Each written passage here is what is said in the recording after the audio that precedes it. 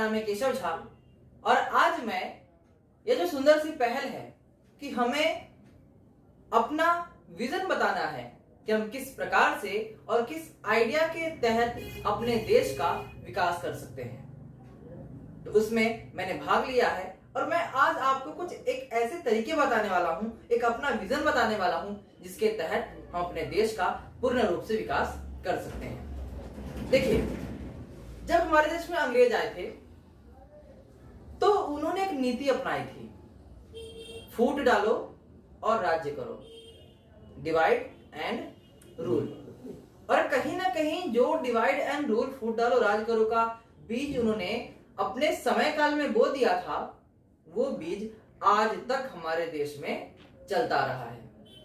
आज हमारे देश की सबसे बड़ी समस्या क्या है? आज हम किस चीज को लेकर के सबसे अधिक लड़ते झगड़ते हैं? क्या वो पैसा है? नहीं। क्या वो रोजगार है?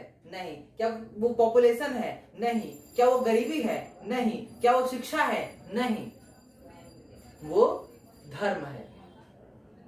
चाहे व्यक्ति पढ़ा हो या ना पढ़ा हो, ऊंचे से ऊंचे पोस्ट पर हो या नीचे से नीचे पोस्ट पर हो, जैसे ही कोई व्यक्ति धर्म का नाम लेता है सबके भौं खड़े हो जाते हैं।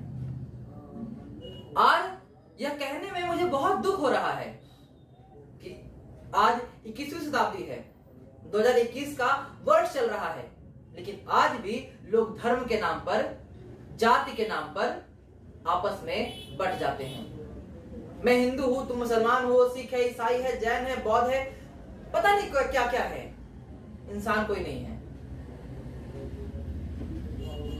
तो जो चीज हमारी सबसे बड़ी समस्या है, हम उसी को समाधान बनाएंगे। जो चीज हमारी समस्या है हम उसी को समाधान बनाएंगे। जो अस्त्र हम पे फेंका गया है हम उसी अस्त्र से पलटवार करेंगे। मतलब क्या? आज हम सभी धर्म के नाम पर लड़ रहे हैं ना, तो ये धर्म ही है जो हमारे देश का संपूर्ण विकास करने में हमारी सहायता कर सकता है। किस प्रकार से? देखिए, धर्म के नाम पर वो लोग ही लड़ते हैं ना जिनको उस धर्म के बारे में कुछ भी ज्ञान नहीं होगा। ये बात कटु है लेकिन सत्य है कि धर्म के नाम पर वो लोग ही लड़ते हैं जिनके पास उस धर्म के बारे में ज्ञान नहीं होगा। और अगर होगा तो क्या भगवान कृष्ण ने कभी कहा कि भेदभाव करो? क्या अल्लाह मौला कहते हैं कि भेदभाव करो? या गुरु नानक ने कहा है भेदभाव करो? या गॉड कहते हैं कि भेदभाव करो? कोई नहीं कहता ना। मतलब कहीं ना कहीं, चाहे कान को ऐसे पकड़ो या ऐसे पकड़ो, ऐसे पकड़ो, कैसे ही पकड़ो, पकड़ना कान को ही है। मतलब सभी धर्म में घुमा फिरा कर एक ही बात कही गई है, एकता की बात, सबको एक साथ लेकर चलने की बात। तो हम धर्म के रूप से ही भारत की समस्त समस्याओं का समाधान कर सकते हैं। तो अब देखिए, यही मेरा तरीका, यही मेरा आइडिया, यही मेरा विजन है कि हमको धर्म को अपना अस्त्र बनाना होगा और अपने देश के विकास में इसका संपूर्ण रूप से योगदान इससे लेना होगा। तो कैसे ले सकते हैं हम? देखिए, सबसे पहली बात, हम जो हमारा धार्मिक ग्रंथ है, जो रामायण हो गया, महाभारत हो गया, कुरान शरीफ हो गया, होली बाइबल हो गया या गुरु ग्रंथ साहिब हो गए, तो उन सबको हम क्या कर सकते हैं? शिक्षा में उनका उपयोग कर सकते हैं। आज क्या हो गया है, जो धर्म की बातें वो दादी नानी के लिए है, दादाजी के लिए है, नाना जी के लिए, बूढ़े लोगों के लिए है। ऐसा नहीं है। दादाजी को, नाना जी को, दादी को जो करना था वो कर लिया है इन्होंने। अब हमको करना है, युवा पीढ़ी हम हैं, तो हमको करना पड़ेगा। तो सबसे पहले जो धार्मिक चीजें हैं उनको आप स्कूल के सिलेबस में रखो ताकि बच्चे उसको पढ़े। आज हम धर्म के नाम पे लड़ तो रहे हैं लेकिन धर्म को पढ़ा नहीं है हमको धर्म के बारे में पता नहीं है। तो जब हम अपने गीता के बारे में, अपने बाइबल के बारे में, अपने कुरान शरीफ के बारे में, गुरु ग्रंथ साहिब के बारे में जब पढ़ेंगे तब हमको एक्चुअल में समझ में आएगा कि भाई धर्म के नाम पे लड़ना सबसे बड़ी मूर्खता है।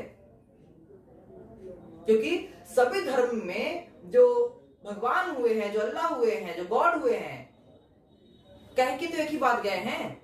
सभी का सार, सभी का निचोड़, सभी का कंक्लूजन तो एक ही है। तो सबसे पहली बात, हमको हमारे धर्म ग्रंथों को जो है उसे हमारे सिलेबस में डालना होगा ताकि लोगों के अंदर अच्छे संस्कार, अच्छे विचार पले। अगर अच्छे संस्कार, अच्छे विचार पलेंगे ना, तो देखिए अगर किसी वृक्ष की हालत सुधारनी हो ना, तो उसके पत्तों पर पानी मत डालो, उसके जड़ पर पानी डालो। तो मैं जड़ पे पानी डालने की बात कर रहा हूं। अगर अपने बच्चों के अंदर बचपन से ही अच्छी शिक्षा दे दी, अच्छे संस्कार दे दिए, तो भारत में किसी प्रकार की कोई समस्या रहेगी नहीं। अच्छे संस्कार रहेंगे, अच्छी शिक्षा रहेगी, तो वो रोजगार खोजेंगे नहीं, रोजगार उत्पन्न करेंगे खुद। गरीब नहीं, रोजगार रहेंगे तो गरीबी नहीं रहेगी। शिक्षित रहेंगे तो उनको पता चलेगा कि छोटा परिवार सुखी परिवार होता है। पॉपुलेशन हमको कितना नाश कर रहा है हमारा, तो पॉपुलेशन कंट्रोल में करेंगे वो। किस तरह से धर्म के नाम पर लड़ना बुरी बात होती है, उनको ये समझ में आएगा, क्योंकि ले देके सभी ग्रंथ एक ही बात कहते हैं। तो मेरा मानना यह है कि चाहे कोई भी धर्म ग्रंथ हो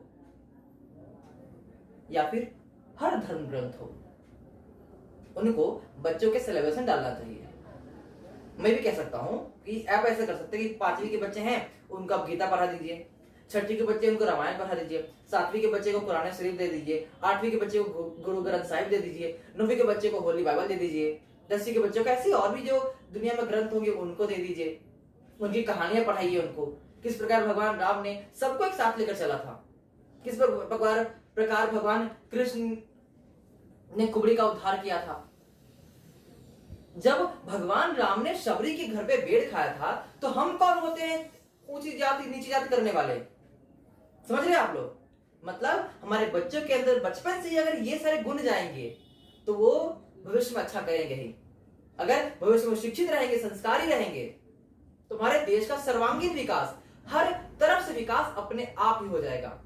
तो बस मेरा कुछ यही कहना था कि अगर हमको अपने देश का विकास करना है, तो उनको अपने धर्म के बारे में जो सच्चाई है, जो नैतिक मूल्य, जो अच्छी बातें हमारे धर्म ग्रंथों में कही गई है, वो बात आप उनको बताइए और नीचे स्तर से बताइए, क्योंकि उस समय उनका दिमाग सब कुछ लेने के लिए कगार पर होता है। एक कोरा कागज, अगर खाली कागज, उसमें मैं कुछ भी लिख सकता हूं, भरे कागज पे लिख नहीं सकता हूं मैं। उस प्रकार जो इंसान बड़ा हो गया है उसको सिखा पढ़ा के भी मैं ज्यादा नहीं सिखा सकता हूं, लेकिन जो बच्चा अभी सीख रहा है उसको मैं सिखा सकता हूं अच्छी अच्छी बातें, नई नई बातें। तो मेरा कहना ये है, अगर हमको अपने देश का विकास करना है तो धर्म के साथ चलना होगा। धर्म के बारे में, हर एक धर्म के बारे में जो अच्छी बातें हैं वो हमारे आने वाली नई पीढ़ी को बतानी पड़ेगी। इस प्रकार से हम अपने देश का संपूर्ण विकास कर पाएंगे। बहुत बहुत धन्यवाद आप लोग का मुझे सुनने के लिए।